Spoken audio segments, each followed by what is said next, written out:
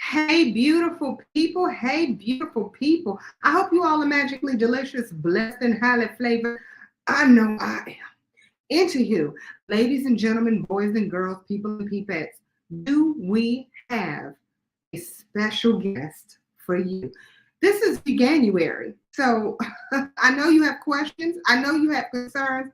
Why don't we go ahead and get into it? But before we do, I am a queen from beginning to end. I don't need you to lose for me to win.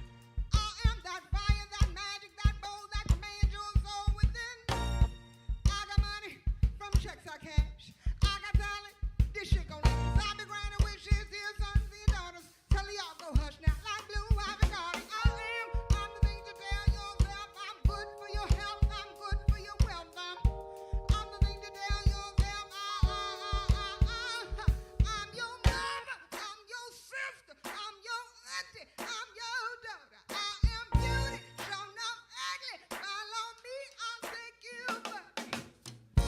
I am the light in the night time. Giving you life. Yes, I ride for my bloodline. hey, hey, hey. All right, y'all. Listen, are you all ready to speak to Miss Naja? Let me tell you. Let me tell you. She is all the way in the vegan world. Okay. And again, this is Veganuary. So what? Are y'all ready to get into it? I know I am. Hey, gorgeous lady. Hey, April, how are you? Hot, magically delicious, magically delicious. Okay, so I want you to tell the world who you are and what you do. So I don't want you to talk about. I don't want you to tell people about your vegan lifestyle yet, but I want you to tell them what you do in the vegan world. Oh, okay, sure. Well, I co-own the Land of Kush multi-award winning vegan soul bistro in Baltimore. We're celebrating 13 years, 13 long years of serving vegan soul food in the community. And I'm also the executive director of the Black Veg Society, where we are meeting people where they are on their holistic health, vegan, and plant-based journey. And we'll hold on. There's one more. We're missing one. Naja speaks. And Vegan Soul Fest. Okay, Vegan Soul Fest. Vegan Soul Fest. Yes, the only vegan festival in Baltimore. We're celebrating what? We had the eighth annual one. We had 16,000 attendees that came out. So I'm the co-founder of Vegan Soul Fest and also co-founder of Maryland Vegan Restaurant Month. Y'all, I'm telling you, when it comes to the vegan world, she just gets all the way into it. So I want to know, there are a lot of people in this world right now that are desperately trying to find themselves as it relates to the vegan lifestyle, right? And so with that being said, I want to know, as it relates to you, how was it adopting the vegan lifestyle? Oh, wow. Well, I wasn't even thinking about the vegan lifestyle until I came down to Maryland. I was relocated to Maryland through my company, Verizon Wireless. So I was living in New Jersey, working up there, and then I relocated down here with the company. And then, you got to find your doctor, dentist, all those specialists to make sure you're healthy and everything looks good and is working and is working well. So the doctor that I found said I had a lot of cholesterol. So after they did their physical, so a lot of cholesterol means you're consuming things with a lot of cholesterol. So that means your eggs with the yolk. That means your whole milk. That means your cakes and ice creams. If you look at the percentage of cholesterol on there, it's high. So I was doing Mhm. all of that and the cheeses. So I had to figure out a way to bring that cholesterol down. And through my research, the Google search research, I just found garlic pills. I found skim milk. I found egg. Well, things that you can do to reduce cholesterol. And then when I met my now husband, Gregory Brown, he worked at Verizon Wireless too. He I was didn't know that. vegan, trying to open up a restaurant and live his dreams and aspirations. I learned about the vegan lifestyle through him, and through that discovery, I learned all the things that if folks learned about it and they were really conscious and compassionate about it, they'd be on the journey to kind of get some of that stuff out of their system too, that whole detox. So yeah, that's how it all started. Now, you say detox because a lot of people right now are going through the Daniel fast, right? Yeah. And so with the Daniel fast in Veganuary, they are trying to get a lot of toxins out of their body, Yes. right? Yes. And so you said that, you were going through a cleanse. Talk to me about what it did for your body when you went from meat eating and high cholesterol to just completely transitioning to the vegan lifestyle. Well, it definitely solved a lot of the heavy menstrual bleeding. I can tell you that much because Mm. us as women, we sometimes we're not sure, why a menstrual period is heavier than others. We go through that whole phase. It definitely improved that by a large, wide margin. Like that was incredible. And then the energy, also stomach aches. I don't like stomach aches. I don't get stomach aches. If you get stomach aches, 9 times out of 10, it is because something that you have eaten. It is not it's not doing good for your small or your large intestine. Something's going on in there. It's toxic. So I don't get stomach aches. So I noticed that off the bat. My skin became clearer. I was Your acne skin is always beautiful. Man, I was acne prone as a teenager. And if I would have known that milk was as inflammatory as it is, because a lot of times acne comes from milk, it comes from chocolate, not just chocolate, but sugars, refined sugars. Anytime I'm consuming something with a refined sugar in it, I will break out. So now I know at this adult age where all that is stemming from. When you're younger and you're going through your hormonal changes, it just, amplifies all of that. Then I was like pizza face back then. I had it on my face and my chest, my back. So now understanding, fast forward as an adult, I can see the effects when you're eating a certain way and how it affects and changes your body, all the way from your energy level to how it shows up in your skin. And I don't put all of these expensive products on my face. I am a shea butter baby. That is all I use. That is shea butter on your face? Little shea butter. I got the little jars that last me years and years and years because I only put a little bit. $5-8 jars. That's it. And then Wow. I just eat things that aren't going to break my skin out. Like again, I may have that refined sugar, the ice cream. Like my daughter just celebrated 12th birthday, so we had the birthday cake, cookies, birthday cake, ice cream, all vegan, but it's sugar. So it's got that refined sugar in it, and then boop boop boop, there was some the next day. No, I understand. Well, okay. What was your biggest challenge? So let me just start off by saying it's funny that you talk about stomach aches, and I want to go back to that in a few moments. Talking about acne, talking about all of the things you had to go through. My biggest struggle were my friends, right, and my family. Everybody. Struggle. My friends and family. I'm gonna tell you something about that. If your friends have a problem with you improving yourself and improving your thing, then they ain't really your friends. Like it's like if you want to work out and do and lose weight and go do that, then people should be supporting you on that. If you want to eat better for whatever reasons, I had a friend that I didn't even know what vegan was back when I was in high school. The friend just said, I don't consume milk or meat. It just messes up my stomach. Okay, cool. You just don't eat that. You just don't eat that. That's all. You see what I'm saying? And it was nothing. It was like the person just doesn't eat that.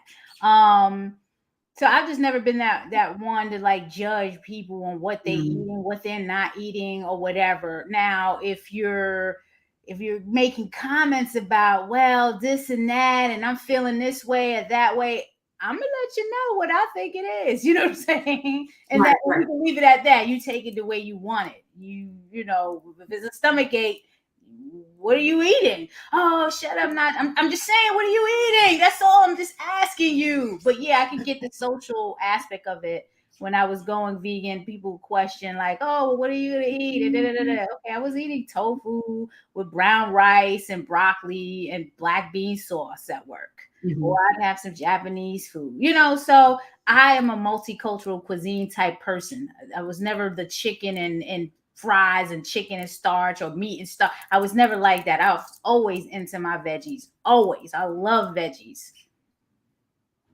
What was your biggest challenge in cheese coming from New York City? Yeah, coming from New York City, that cheese pizza, hands down, no one can compare.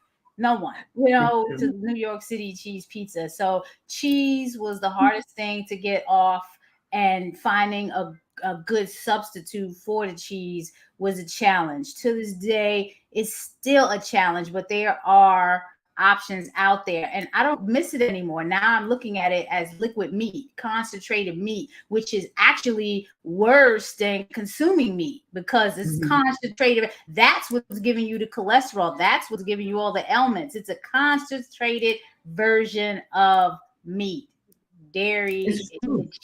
Yeah, it's very true. So I don't miss it.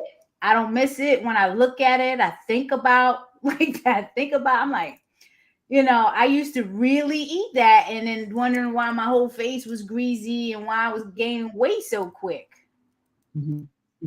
My face was greasy back then. Passport. Like, oh my God. Like my passport before I upgraded, before I went vegan, I was like, oh my God. Well, you said that you were going to tell me about something that happened with your friends or family when you were switching over. The friends and well, the social aspect, because if you're going to the steak, I was a steak and egg person or surf and turf. I was really big on my seafood. So once you start transitioning off, it's like I can't go to Rusty Scupper over in the harbor. I mean, or when I was living in New York, if I would go to City Island, like you can't eat any of that anymore. City Island was all seafood places, and I hit every single spot up there. So, you start thinking about that. Like these are the places that, were my stomping grounds that I used to travel with my friends, and they don't have any options but fries, or a salad or something like that. So then you start thinking, your friends may feel inconvenienced because they need to find options. But where I worked, they were accommodating. They would look for like, oh, okay, this place has something that you can eat. So that's what I'm saying. When you're going on this journey, it's going to test who really is supporting you and who really has your back. Because if you're trying to make changes to elevate yourself, your friends are going to support you. Your family is going to support you because they understand you're trying to elevate yourself. It has nothing to do with them. You're the one that's changing. A lot of people don't like change, and that's why they have a problem with it. Everybody's stuck in their comfort zone. They don't want to try nothing new. They don't want to do nothing new. They just want to stay comfort. I love to step out the comfort zone. Love it since I was a child. Okay, let me tell you.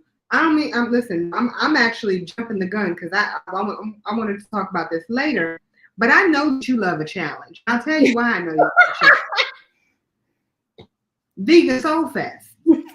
Okay. I know you like a challenge. You're like, you know what? Hold on, wait. All right, this year we had 5,000. I think next year I want to have 15,000. Exceed by another 1,000. Like you are that person who's like, I'm going to make it happen. Come hella high water, and that's one thing that I appreciate about you. So yes, I know you enjoy a good challenge. Okay. I like change. I like change if it's going to be good change, and I like to grow and learn. If you're not, I just say if you're not feeling uncomfortable, you are not growing. If you are not uncomfortable, you're not growing. I'm sorry, and this is so much. There's no way you're going to learn and do everything in out here. You got to be pushing yourself, whatever it is. If it's as simple as working out, I'm going to get up and work. I had to get up last week at 5:30 in the morning. I've never been to boot camp at 5:30 in the morning. Fitness, but I'm like, who the hell goes to the gym at this? Like, these people. Lord. But when I went there, that place was packed and it was a totally different experience. And I left there invigorated, inspired, motivated, my own mindset changed. That was pushing me outside my comfort zone. I am not a morning person at all. Really? Okay. But No, look, now I know I'm not night going to call you owl. before I'm a 10 night o'clock. owl. Okay, so you were one of those people that cheese was your kryptonite. Very, Okay. very difficult. Yeah. Well, and the thing is that I can understand that because even if you look in the vegan world, right? What is everybody's staple? Everybody talks about vegan mac and cheese because mac and cheese is a staple in every culture, Thanksgiving mac and cheese, Christmas mac and cheese, any of the holiday mac and cheese. So Mm. every vegan like this is important. Just Yeah. about every vegan event that you go to, there's like a mac and cheese battle. You all won one of the mac and cheese battles Land of Kush. More Yes. than one. Yes, yes, yes. Cheese is definitely a matter of preference. Some people like their cheese cheesy, like the cheese whip cheesy. Some like it baked. You know, Mhm. mac and cheese is hands down like the number one thing. So yeah, and it's because of that cheese. But it's also an addictive substance in there because of that milk and what's the hormones and all that stuff that's coming from the cow. So Yes. yeah, you get addicted Well, to it. it's funny that you talk about what the hormones in the cow, right? People are like, well, it's not a problem. I'm eating grass fed. Right. That's fine. That's great. You're eating grass fed beef, right? But there are a few pieces that you're not adding into that grass fed beef. They still have to grow very quickly. And so, what do they give them to make sure that they're growing quickly? Mm-hmm. Hormones.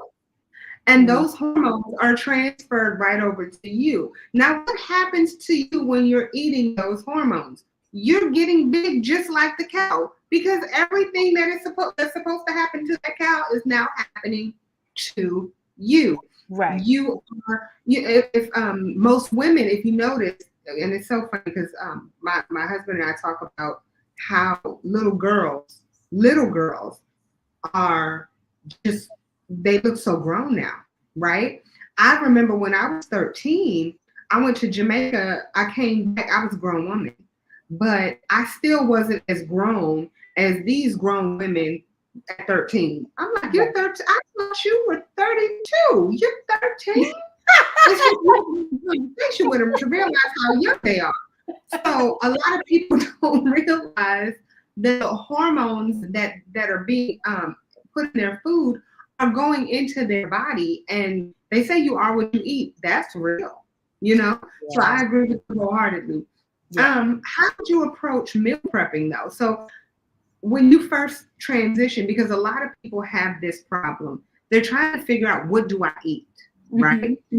So when you first transitioned, then what would you say? Okay, you know what? This is going to be my staple because I understand. Just like you said, you would have things like the Japanese food. You would have your tofu and brown rice. But what else would you add if you were when you were first going vegan that you would cook at home? Right. When I was first going vegan, I just thought about the things that I like to eat. I'm a breakfast person. So, how do I convert my normal eggs and all that type of breakfast to a vegan version? So I'm a fan of tofu scramble. I love tofu scramble. A lot of people, are they're adverse to tofu. I love tofu scramble, especially when you have the different veggies in there and you season it well and put that turmeric on it and yellow it. It is delicious. And then, top it off with some nutritional yeast. I love it. So once I solved that, I'm like, okay, I got my little egg substitution here. Then when we get to the pancakes, you don't need to put milk in your batter to make pancakes. That's an easy solution right there. Boom, boom, Mhm. bam. Now you got your pancakes. And then with the sausage, I think we started off first with the tofurkey. Tofurkey was like the big thing Oh out yeah, there. I So remember if I wanted turkey. the sausage, if because I wasn't always into like the meats and stuff like that. If I wanted it, then I have it. Otherwise, we do some smoked tempeh. And you Okay. have some smoked tempeh. So that solved that bag. Or a simple avocado toast. I am a major fan of avocado. I love avocado. So that avocado toast with some tomatoes and some red, yellow, different color peppers and did some smoked paprika. I have that for breakfast. Otherwise, Mhm. a simple oatmeal or cream of wheat or cereal, big cereal person here. I love it. So that was breakfast. And then if you have your bagel, you can always spread it with whether it's the peanut butter or the vegan cream cheese spread or some jelly. That solves that with bagels. So that was the biggest thing was the vegan breakfast, and it's still a challenge nowadays. I think there's only one place that I go to, one or two places I go to, the hands down they have very very good breakfast. The breakfast that I remember when I was growing up, it satisfies me with the shredded home fries and all that other stuff. Really really good Do stuff. you want to give them a shout out? Are Sure, they? Golden West. Golden West Cafe is our partner in Maryland Vegan Restaurant Month. So we co-created it. They hands down, I love their vegan farm plate with the potatoes and the Beyond sausage, and they're using just egg now, which is made of Mhm. mung beans. And it's interesting because my husband used to make a egg substitution with mung beans way back before we even started Land of Cushion. I used to love this dish that he used to make with mung beans. Fast forward to now, they're making just egg with the mung beans. It's just really interesting. So does he still make his own quote unquote version of just egg? No. This was years before he even started the Land of Kush. No, he used to just make this for breakfast and using my. It was so delicious, man. I miss that recipe. We He don't used need to to have. get No, we don't do that in the store. Nah, it's just scrambled tofu. That's what we do in the store. It's an involved process to make all of that for breakfast. Where we at? We just do our vegan soul food. Our brunch on Sundays is real simple, and that's it. Don't overcomplicate it. And those of you who are watching, I will say this: Land of Kush has always been my staple, and I'll say that it's always been my staple, even when I was not vegan. So I'll go to Baltimore on a regular basis and be like, "Please, might I have more?" Because I'm telling you, the meals there are ridiculous. Okay, in every way, shape, or form. And again, I want to give a shout out. I want to give a serious shout out to the macaroni and cheese at Land of We appreciate the shout out and the support. It really is. Absolutely. 13 years, 13 long, long years. really good. That is amazing, and that's something that unfortunately, which is why I wanted to make sure that we had this conversation today. I shot a pilot for Veganuary, Yeah. right? Yes. And so when I shot the pilot, the funny thing is the ones that so I did one at your restaurant. That wasn't the pilot. That was an episode, right? I did one at your restaurant. I did one at Everlasting Life in uh, oh gosh, in Maryland, Oh, further we south. loved, oh yeah, it was at Capitol Heights. Right. Man, we love Everlasting Light. We used to, that was our go-to before we even opened. The one they used to be across the street from Howard University before it Uh-huh. became new vegan. Mhm. So and have always been my state, always. Okay, but just since first of all, since I moved, it's just been so hard. Just trying to find what you're looking for. But anyway, I did my show at your place. I did my show at Everlasting Life, and after that, I did like 4 other restaurants. Those 4 restaurants have since closed. Yeah, it's a hard hustle. It is a very hard hustle. Um, the pandemic didn't help either with that. So if you were going through some before the pandemic, once the pandemic came, it was even more challenging. With us, we were already set up to accept orders online and delivery orders, so when the pandemic came and they were talking about, okay, shut down and you can't have people in the store, things like that, we were already prepared for the delivery third party platforms. We were already using Order Up, which was a local delivery company in Baltimore that got swallowed up by Grubhub. So, and everybody knows Grubhub, and then DoorDash, and then Uber, and then the whole long line list of them, coming through. And we have to shout out Black and Mobile, the only black delivery platform out here. I watch them grow into what they are today. Help them out on as best as I can on my end to make sure they got on the Square platform. So we also have Black and Mobile as well. So definitely, order through that app. They're doing a tremendous job. We love them so much and appreciate them. That is awesome. Well, first of all, I didn't know, but of course they're in Baltimore, and I am now in Augusta. So that part. All right. So this is the question that everybody always asks when they're thinking about transitioning to vegan. Actually, I'm going to ask you, do you know what that one question is that everybody asks? Where do you get your protein? Where do you get your protein from? Like, it's so complicated things. Beans, quinoa. Protein is in a lot of things that we consume and people just don't know it. But most of it is beans. I also have the protein shakes when I'm working out because I can't eat with a full stomach. So I can only consume smoothies, and I put a little bit of Orgain powder in there. So I get the protein from that. Nuts. You got some nuts that have protein in it. So I don't have any protein deficient friends, whether they're vegan and non-vegan. So I'm not sure why that's like the biggest question. I think people need to ask the question, where do you get your fiber? Because people are walking around consuming so much starch that they don't even have any fiber in their system. And how do you excrete all that junk that's building up into your belly if you don't have any fiber in your system? And what happens when you're not excreting? Can we talk about that for a second? So, I always give animals, I always talk about animals, right? And how their bodies are designed. We are designed more like, and I'm just going to throw it out there, a gorilla, right? Gorillas are very strong. Gorillas a gorilla can pick you up, throw you without even a thought, right? Right. Now let's look at a lion and a tiger.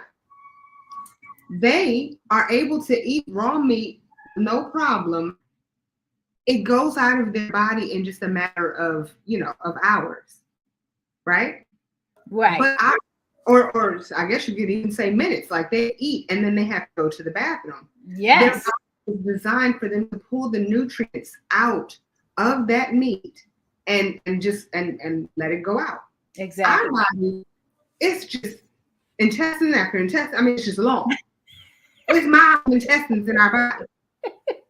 So you think that meat is you're going to drain all of the nutrients from that meat and just discard it. Right. In the same amount of time that a lion would do so. No. Your body is designed, and to your point, you need fiber. Where do we get that fiber? We get it from living leafy greens. We get it from, to your point, quinoa, which is protein, but it's also a lot of fiber. Yes. You get it from things like chia seeds. And if you notice, when it comes to certain seeds, when you add liquid to it, it becomes gelatinous and it just kind of flows through your body. Right. While picking up a lot of the nasty gook that's in your body. And it gets it pretty quickly. People don't pay attention to, if you look at how close you are to one animal and how close you are to another one, you're not close to a lion. You're very close to a gorilla. Right. You're very close to all of these animals, and yet, and people talk about cows. Cows don't eat meat. Right. Exactly. Where do they get their protein from? People, I don't know. Sometimes, I don't know if it's just me, but it seems like people are bothered by just going to the bathroom. Like that's something that they're not supposed to be doing. Like, oh, I'm going to eat that and then I'm going to let it all out. Like, what are you supposed to do with it? Well, I paid all this money for this. No, I paid all this money for this nice steak dinner. I want to keep it in my body for the next 6 months. I don't understand. You will be hurting. And it's funny again. So we were talking about earlier stomach ache, right? And I think to your point, that's one of the reasons why so many people do have stomach aches, because what they're doing is they're consuming things. You said a lot of starch, which I totally agree with, but I'll also add the meat. And I will say that for a lot of people who don't know this, right? I was vegan for 5 years and some change, and then I started eating meat again because I was like, I want to be healthy. I mean, you know, and I lost my weight. Skin was glowing. You know what I mean? Life was amazing. And I quit because I had my fibroids. Well, I started eating meat. And lo and behold, guess what came right back? High fibroids, high pain all the time. You know, and so I went right back to my vegan lifestyle because I realized that's what my body is designed to eat. That's what my body is designed to eat. Fruits, vegetables, live food, right? And so that's what I consume. So for people who are looking for that change, what is the biggest advice that you would give them? Well, for me, I can only based on my experience, I would tell them pick something that you like. Start with breakfast, lunch, or dinner. One of those meals and veganize it. Start from there. Some people can do this thing overnight. Take everything out of the refrigerator like my husband did, and he didn't learn how to cook. He didn't know how to cook. He had to learn how to cook on his own. Some people can do that. If you're motivated to do that, then do that. But if you're not, it took me 3 years. And I piecemealed it. Yeah, it took me 3 years when I started. I had to piecemeal because, I like food and I like taste, and I'm just not eating anything that I don't like. So I had to do my research, find the things I like, the brands I like, cook a little bit, play a little bit, around with this and that until I eventually transitioned. And the way I transitioned is my body didn't want the stuff I liked anymore. That seafood, on my birthday, I went to this place called Pazzo's in Baltimore. Salmon was my biggest thing. Salmon, I had wild rice. I love wild rice and sauteed spinach. I don't know what happened, but that salmon was the most nauseating piece of things. That it was disgusting. I almost vomited. This is my birthday now. I could not eat that thing. And we're talking about an expensive plate. So I was like, okay, maybe it's just something I was going through that day. No, I went to a networking event. I used to be big on shrimp cocktail. I reached for that shrimp cocktail. They had it wrapped in bacon. I was like, oh my God, I can't. I'm like, oh, it's over with for the seafood. Done. Your body's going to go through that transition, and it's going to tell you as you're detoxing and removing things from your system. And so from that point on, everything is like, if I smell chicken, we got, a chicken place right next to our restaurant, I get nauseous. If you've been pregnant, it's a nausea that's like, oh my God, this thing smells disgusting. It smells like death. And it's just nauseating to me. So that's the end for me. That's enough to make you want to walk away. So I get it. I mean, it's just a natural thing. It's nothing like it's just natural. I'm like, oh my God, I can't do. It's not even looking at something. It's the smell of it. Some people they can't even look at it anymore. It's the smell, everything. I thought it would never happen because I told my husband, Greg, I said, look, if I could just deal with my seafood, would you be all right? He was like, I think I could deal with that. I thought I was going to be on my seat. Or one day it just, well, if you think about it, your body does change, completely renew cells over the course of 7 years. So it makes sense. Your body can just say, you know what, today I'm good. Tomorrow, 7 years later, quote unquote, I can't do this. So That makes perfect sense. Mm-hmm. So again, what I'm hearing is the best advice, kind of take your time and make sure that you know what food you're going to be eating so that you kind of don't have so you're not kind of down and out whenever you are hungry. You at least know what your go-to or staple food will be. Am I Right. understanding that correctly? Right. It's your journey. It's everybody's journey. People gonna come in and tell you what to do, what not to do, whatever. It is your journey, and you have to psychologically be ready to make the move. If it's Yeah. I'm not gonna wear leather or whatever it is, and if you're trying to go full vegan, and then you do it from your spirit and your heart, your mind, body, and soul. That's how you operate. I'm not letting nobody tell me what to do. And that's the problem. We're running around trying to tell people what to do, and that's why they're not doing it. It's like trying to tell a cigarette smoker to stop smoking cigarettes. They know they can get cancer. It says the Surgeon General says it right on the box. But you keep telling them stop smoking, not smoking. They're going to keep on smoking. That's all they're going to keep on doing. We have to meet people where they are and be there when they're seeking guidance, non-judgmentally, and be compassionate and just share the information, and that's it. Now, if you're asking the questions, you're seeking the guidance, we're going to tell you. If you're on the defense, then that's on you. You got to be psychologically ready to receive the information. It's like the gospel. You know, everybody got their different religions and stuff like that. That's what the movement is. It's like the gospel. And you got to be ready to receive it and be born again, if you will. Well, I mean, I like that you're looking at it from that perspective, and I agree wholeheartedly.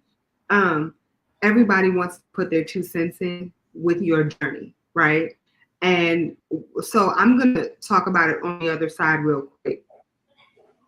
If you are a person looking to transition, right, and you are met with people telling you what to do, when to do it, and how to do it, and even if you're not looking to transition, and you feel like this person is always telling you, well, you need to be eating this way, this is your life, ain't nobody else's life. You know what I mean? Like, please don't try to tell me what I'm supposed to be putting in my mouth. Please don't do it.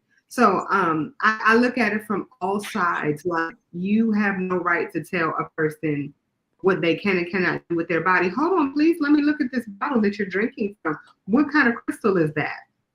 Amethyst. That's my birthstone. I love it. Where'd you get that? I got it from Flourish, Baltimore. You heard of them? Flourish on what is it? Charles Street. It's near Terra Cafe. As a matter of fact, the Greenhouse Juice Cafe is in there. The Grindhouse. Yeah. That's the Greenhouse. Okay. Yeah, I love Flourish. Like, if you want to really feel that spiritual vibration, go to Flourish. Flourish, Baltimore. Absolutely. Next time I'm in here, I might have to do that. They're just great. I mean, I love them. I got my stone on my neck. I got my stone on my ears. Like I said, it's mind, body, and soul. So it's not just the food, it's the energy, it's the chakras, and I'm into all of that. And that's how, I live my life. People look at me and they just vegan. No. I'm Naja first, and Naja's a spiritual being living this human experience. And I lead by example. You want to know, I'm going to share what I do. It's up to you. Take pieces of it and do what you got to do. I love it. That's the part that I think a lot of people are missing when it comes to the vegan lifestyle. What they're trying so hard to do is, I'm vegan. Nobody cares. I can care less to be vegan. Nobody cares. People care who you are. They don't care what you do. Meaning, if you're a smoker, you're a smoker. You know what I mean? Like, that's your life. Don't smoke around me. Do you? That's your life. Right. Who are you? Are you a good person? Are you a giving person? Are you a loving person? Who are you? I don't care about what you do, right? So I love that, and I appreciate that about you. And I think that that's one of the reasons that you're so successful, because, to your point, you're Niger first. And yes, please. Thank you. That's what right. I heard somebody say, yeah, when I look at you, I just think the vegan. I'm like, oh, that's okay. But you understand, I do a lot, and I've been experienced a lot of stuff, investor, business, all of that. Like, don't just stick me in the box with just Right. vegan. I'm Naja first, and that's just one of the things that I advocate and promote. Holistic health is another. Just because you're going vegan doesn't mean you're healthy. There's a lot of vegan junk food out there. You know what I'm saying? So We talk about it. let's put it in perspective. That's why I say we advocate for the plant-based lifestyle too. For Right. those folks that don't want to go down that road of veganism. You know what I'm saying? We Right. can have that conversation because I can see it at all levels. And that's what we Now, do you at know the what? I like that you put that out there because a lot of people don't know that there is a difference when it comes to plant-based and when it comes to the vegan lifestyle. Now, I do. Let me just put this out there for all of the people who are watching. Yes, I do know the difference. And the reason I'm saying I know the difference is because I will always identify as a vegan because it's just the easiest thing to do. However, .com.org. Nigel, what's the difference between a vegan and a plant-based person? The vegan is advocating the island and there's nothing else to eat. You either gonna die, you're gonna survive. So you know what I'm saying? So let's just keep things that you're gonna do the best you can, but you're gonna be practical about it. That's all. Let's be Right. realistic. That's what the lifestyle is. So vegan, no exploitation of any animals. This includes honey because bees are exploited for the honey, and then you sell the honey, and you know everybody thinks they're taking care of the bees, and the bees are happy. You don't know if the bees are happy or not. They could be angry you taking their honey. You're exploiting them. Period. End of story. Now in our community, honey is known to be a medicinal, holistic type of item, and that's how that's okay. But Uh-huh. just understand it's not vegan. Right. Right. And so I'm glad you pointed that out to everybody. Now I know the advice that you would give to people. I know how you feel. Well, I know that you know obviously the difference between veganism and plant based. I want to talk about all of your companies. There's a rack of them joints. No, There's a rack of them joints. So we've no. been talking about girl. There's a lot of We've brands. been Let me say- Right. We've been talking about Land of Kush a lot. So um, I would like to know, just in general, again, what would you want people to know about Land of Kush? Land Kush is the ultimate vegan soul experience. And when we say that, when you walk into Land of Kush, you're gonna feel the energy. So it's about the food, it's about the arts, it's about the culture. We are vegan soul, and that's what we promote. We are vegan soul. So it's not just vegan food, we're vegan soul food, food for the soul. Mm-hmm. Different.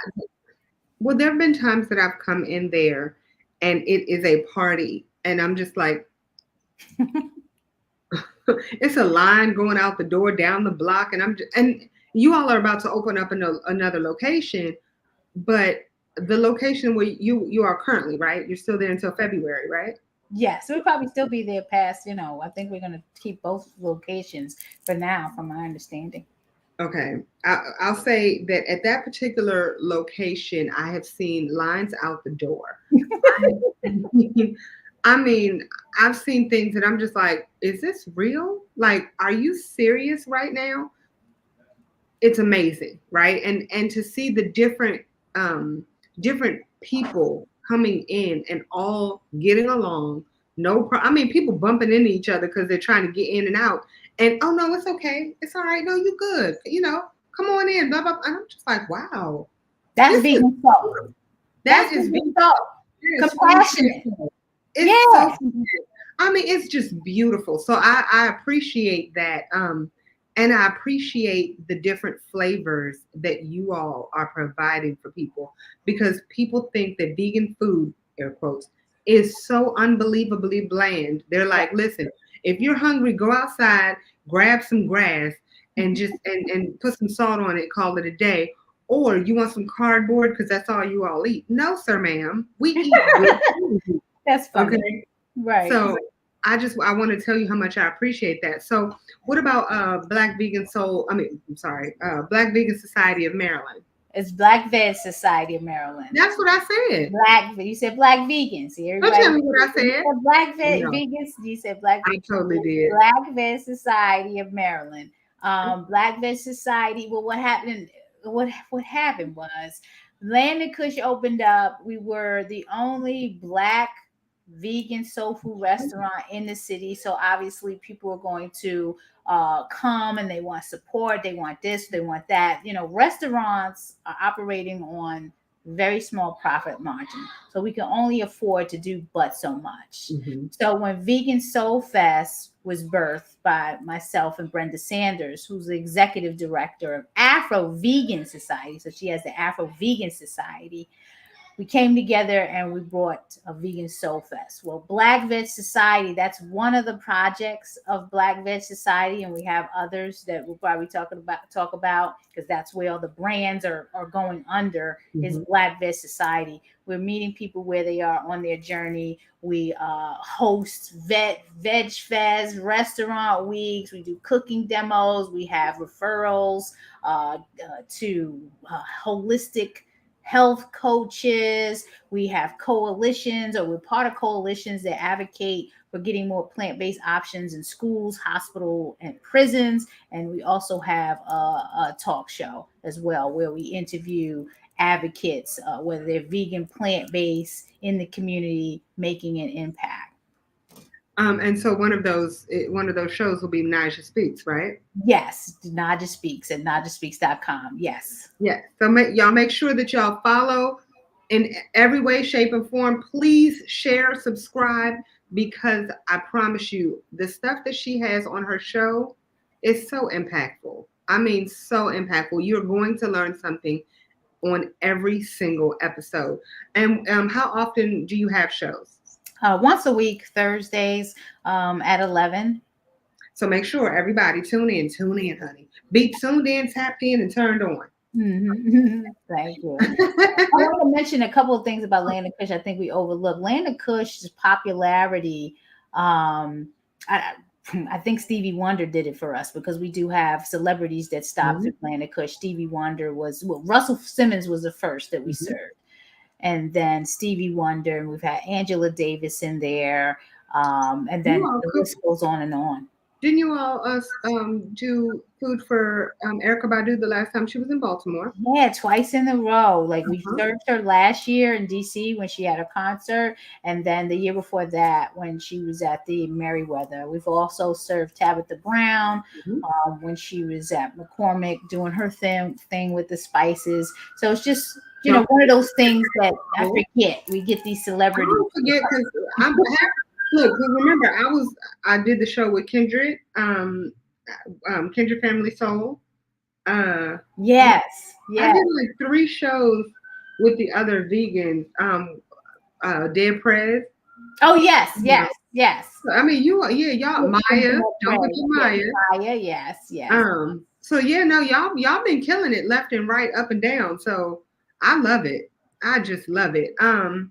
But no, what you said you had something else that you wanted to talk about for Land of Kush? No, just that that I forget that the celebrities that come in. We've had the actor Danny Glover, who happened to be going to the chicken place next door to us, and swung back around and came and visited us as well. So, he was about his fish and chips, but we got him to come in to take a look at the Land of Kush. Yeah, Charles Dutton, actor Charles Dutton, Baltimore's own.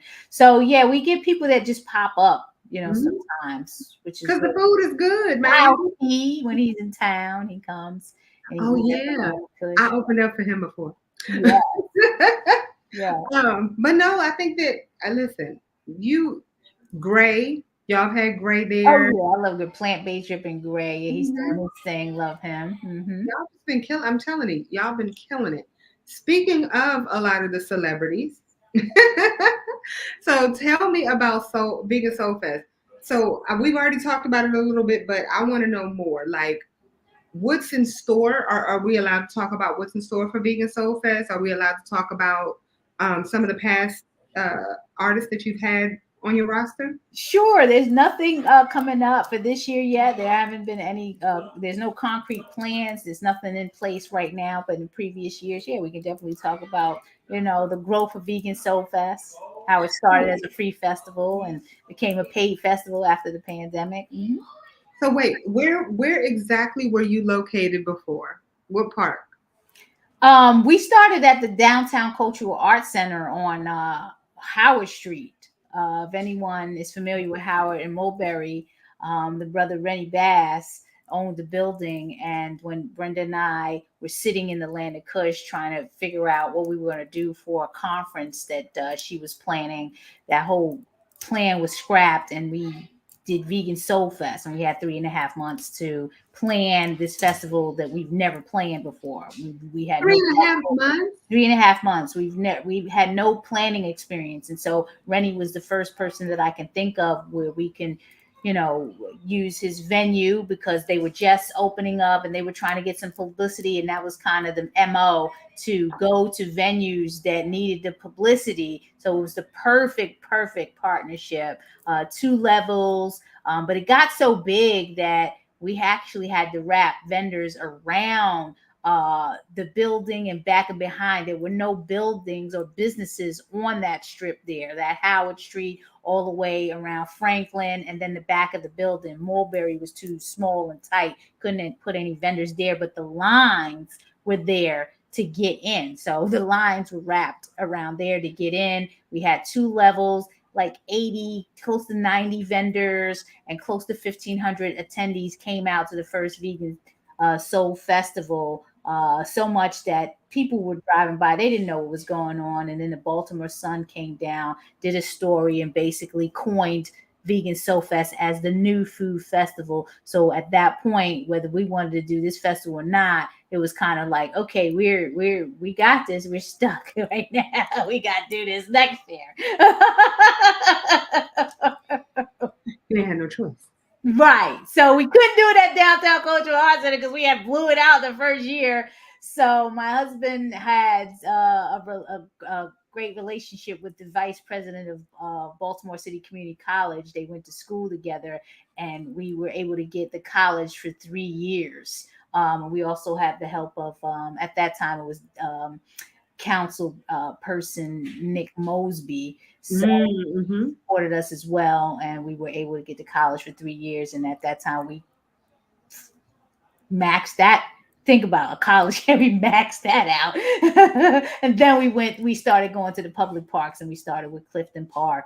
Did that a couple of years, and that whole logistical hill and all of that, going up the hill, down the hill. We had already decided that we was going to move from that area, from that park, and then COVID hit, and then we had 2 years off, but we were already planning and thinking the whole VIP and headlining experience, because we had Maya in 2018, and then we had Stick from Dead Prez in 2019. We were already moving in the direction that we wanted to create this music festival type of event with headliners. So, and that's what we did when we came out of the pandemic. Now, of course, there's always a learning curve, because we're talking about, we took the free event, made it a paid event. Now we got headliners, and then we have all this other, beautification type of stuff, all of that costs money. So we had to get an event management company, and I think they did a good job in, the idea of how this should look.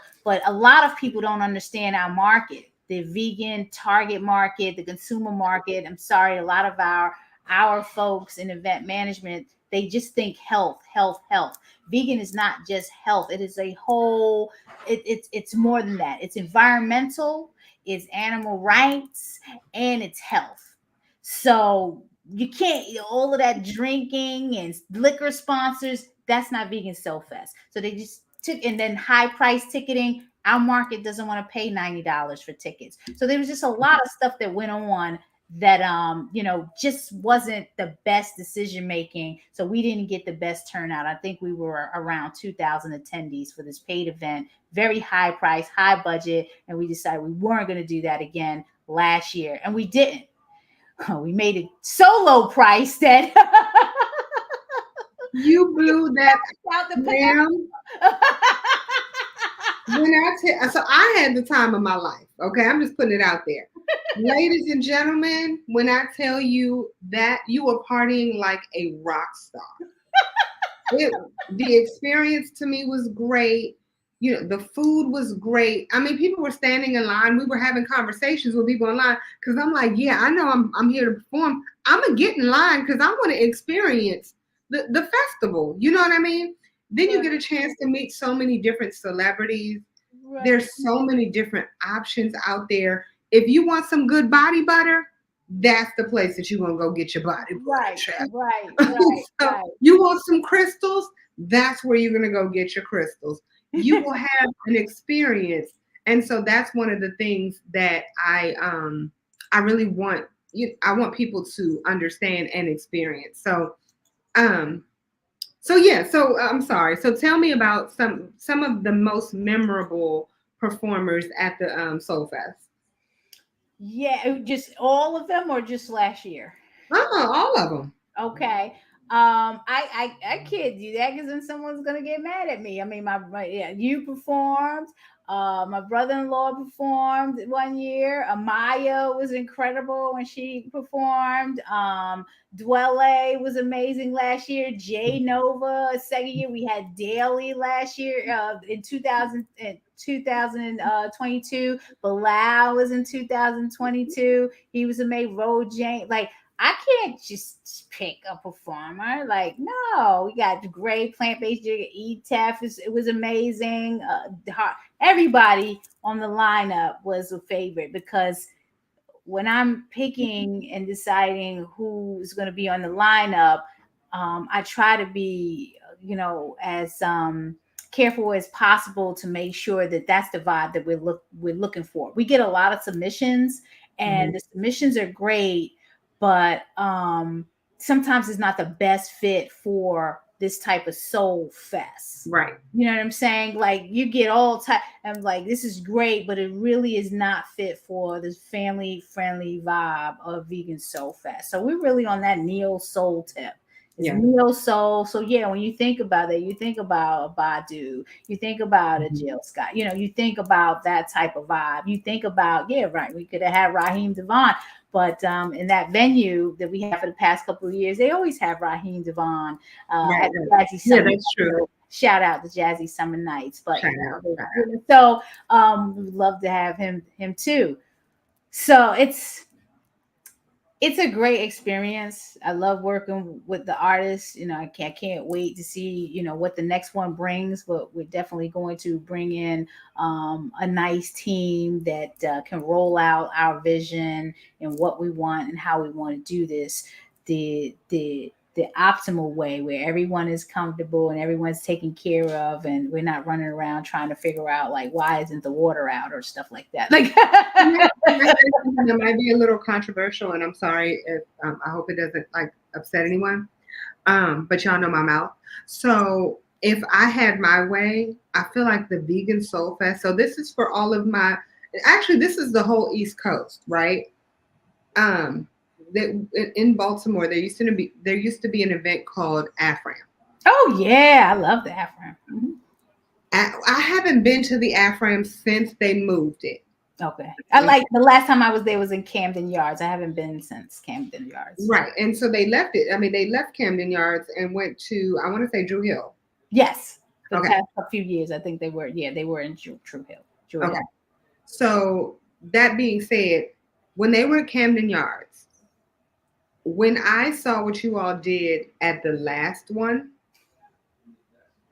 I saw two things. I saw Artscape and I saw AFRAM.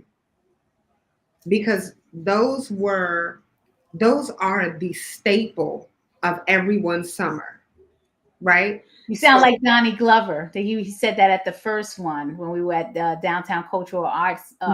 He said this is like the AFRAM Artscape combined with. So you ain't like the second person I heard say that. He definitely said that first year we had the festival.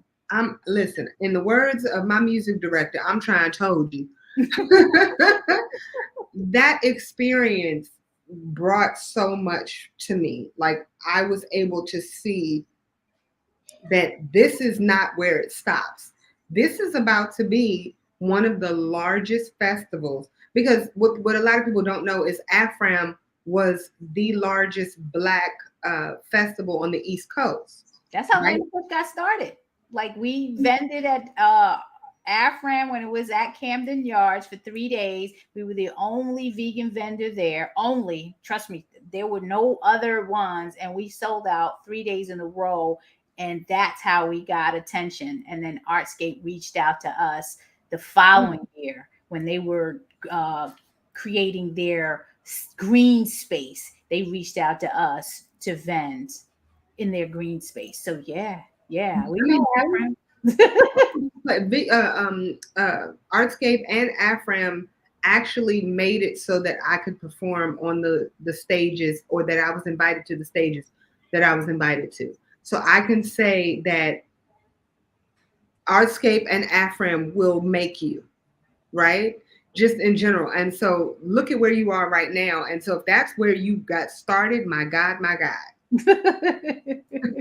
And it's coming full circle. It's what I see for you guys, and I just see it just blowing up even bigger than that. And mainly because if you think about the direction that the world is going right now, there's so much that is coming to the vegan world, right? Oh, yeah. There's so much that's coming into people wanting to protect and just manage their health and their lifestyle. So people want to have nice skin, right?